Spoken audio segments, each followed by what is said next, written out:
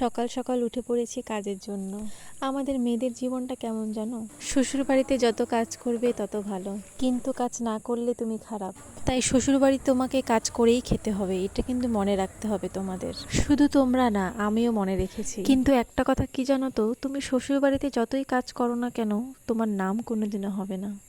যাই হোক, সকালের বাসি কাজটা সেরে কিন্তু আমি চান করে চলে এসেছি। এখন একটু রেডি হয়ে চলে যাব পুজো দিতে, কারণ আজকে বৃহস্পতিবার, পুজো দিতে কিন্তু একটু সময় লাগে। পুজো করার পর আমি চলে এসেছি রুমে। আর আমার রুমের যে ঘড়িটা দেখছো সেটা কিন্তু নষ্ট।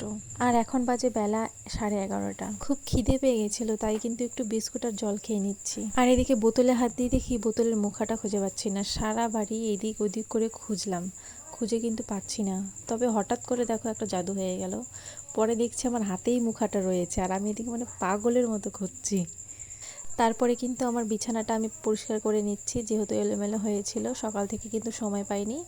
আর যেদিন বৃহস্পতিবার থাকে সেদিন কিন্তু আমার অনেক লেট হয়ে যায় ঘরের কাজ করার জন্য। সবার ফার্স্ট কিন্তু বাইরের কাজগুলো করে চান টান করে পুজোটা দিয়ে নিই, তারপরে আমি ঘরের কাজ করি।